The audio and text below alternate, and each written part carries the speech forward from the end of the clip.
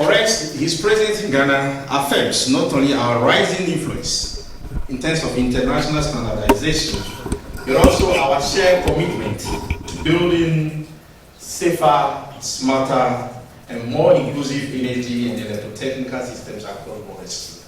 Where the IC National Committee of Ghana started just in 2008 as an affiliate plus member.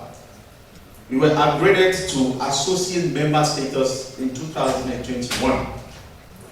That's during the 85th IC General Meeting.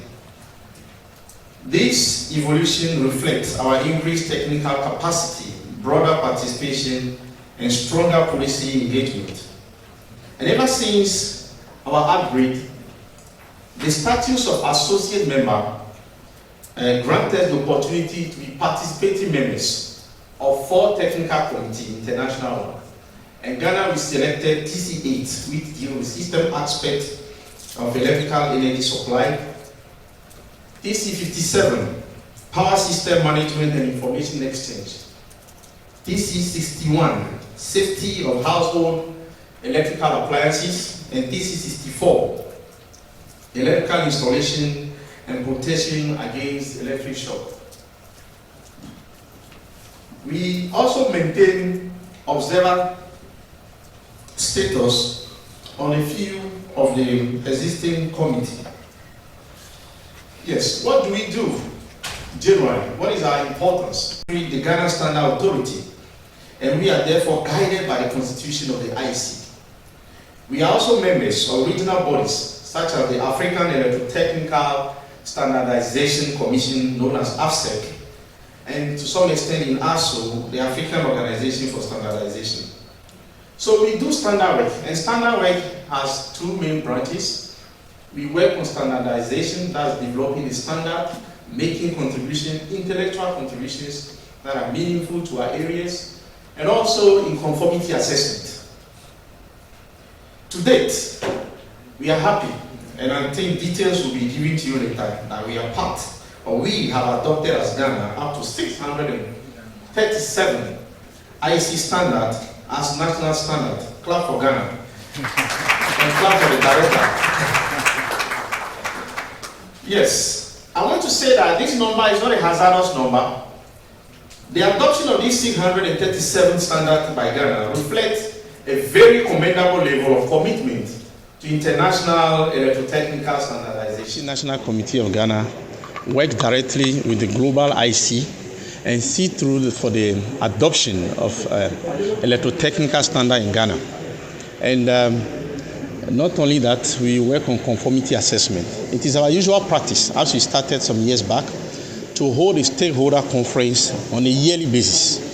And this year conference, which we are now holding, coincide with the arrival of the Secretary General of the Global IC in Ghana. And this is a historical event because it's the first time Ghana is receiving such a guest. And this actually marked our influence in the world of standardization. So this conference is to bring back lessons to our stakeholders who are using the standards in various industries, to share experience and to learn from everyone. Basically, we have been educated today, my presentation from the Global IC Secretary on new initiatives that the IC is undertaking and how technology is transforming our home. They have also been educated on some form of conformity assessment and how we can strengthen our practices to ensure that going in the future, we take advantage of quality assurance, safety, performance, and all the issues that come with adoption of standards. As I mentioned earlier, the standardization work is in 2 branches. One has to do with the standard work itself, which is the intellectual contributions of individuals in developing and designing the standard and then adopting them. And the second branch has to do with conformity assessment, where a number of testing, enforcement, and compliance is being carried.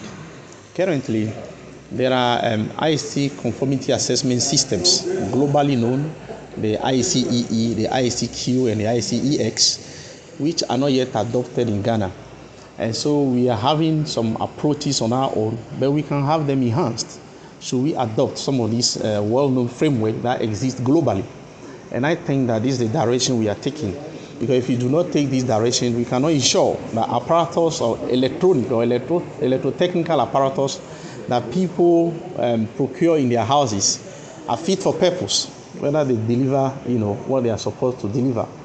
Now we work on electromagnetic compatibility. We realize that some appliances are emitting beyond their threshold.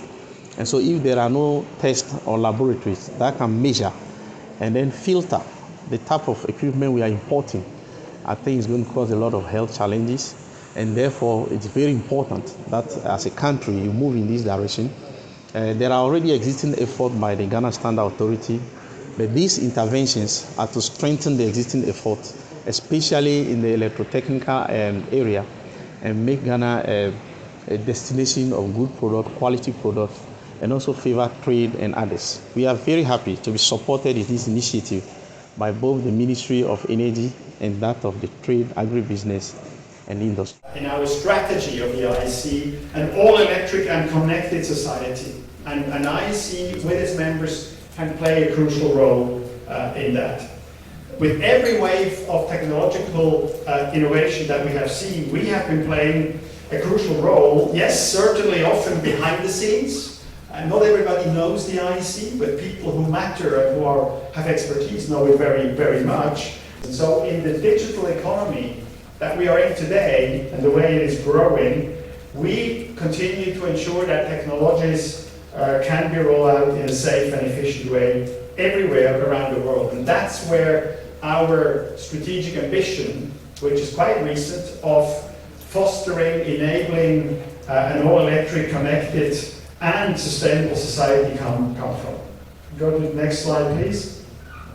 Without standards, and you know that, you are experts in this matter, there would be a great risk and phenomenon of fragmentation in the industry, with incompatible products, with safety risks that are increasing, and of course also an impact on the economic growth. And so with these common parameters that our standards set, we ensure reliability, interoperability, safety, and efficiencies. And we have a unique framework that we can offer, that you are already using, but you can use even more, especially if you become a full member. For collaboration, we have more than 30,000 experts around the world who collaborate together, standards experts, experts in fields related to conformity assessment as well. And what is very important, and again I come back to your notion of the stakeholder conference, these are individuals, experts with all sorts of backgrounds. They come from academia, from government, from industry, from testing laboratories, etc. Also from consumers, of course. And by collaborating in that way in the IEC on our recognized neutral platform where everybody has the same say. Every member in the IEC has one vote. It's the same for every country.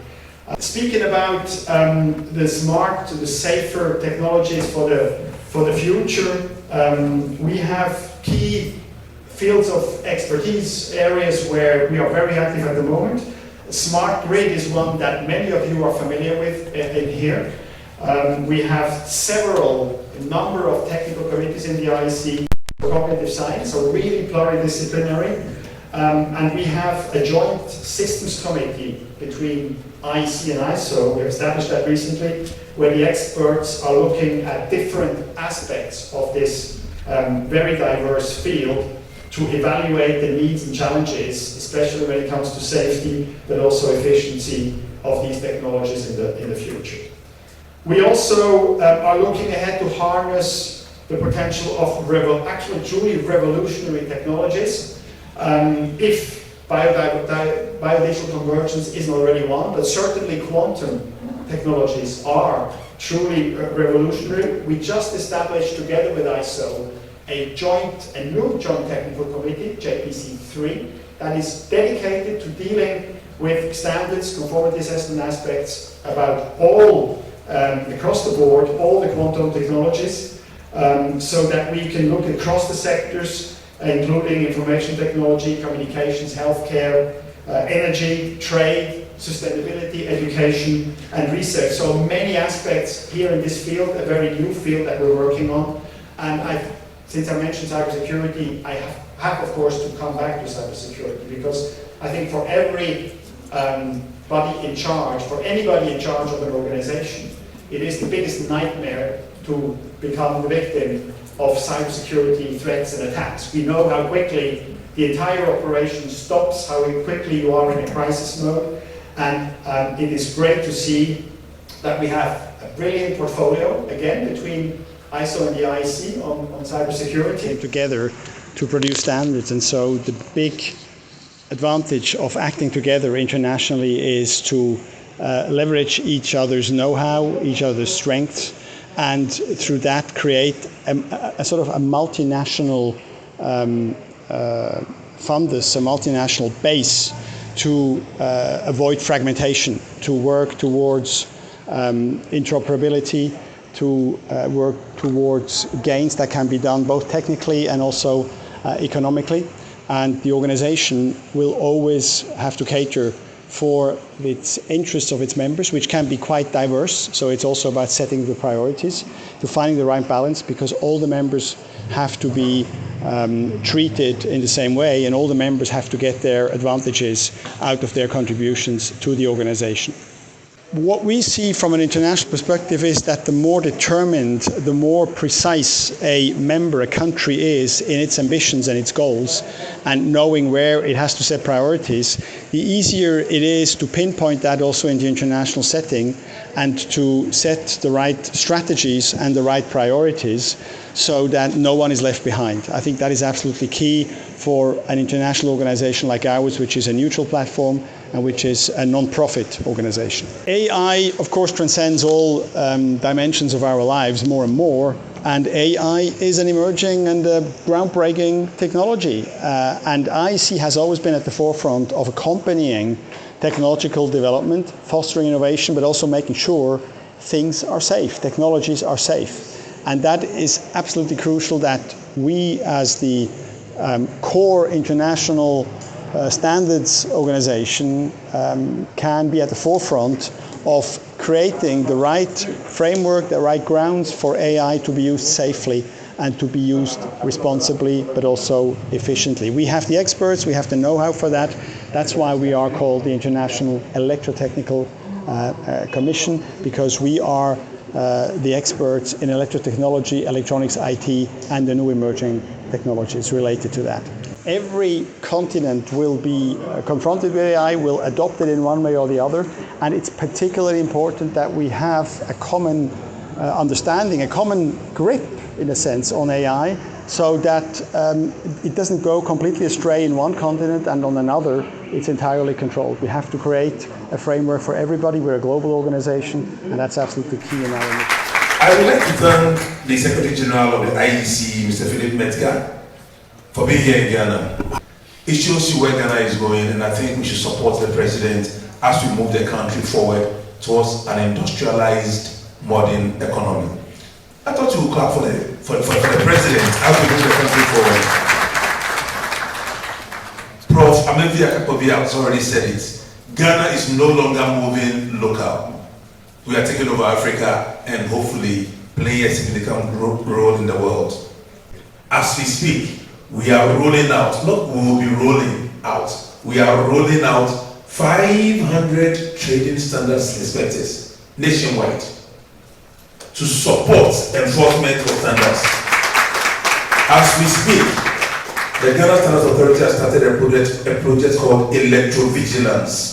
We have bought equipment for testing household and common electrical products and sent them to 6 regions in the country. Some manufacturers will tell you that we have started conformity marking of their products so that both our inspectors and the manufacturers can check genuine from ingenuine products. And as we speak, we have one of West Africa's most modern electricity meter testing laboratories at the GSA, and you see this afternoon.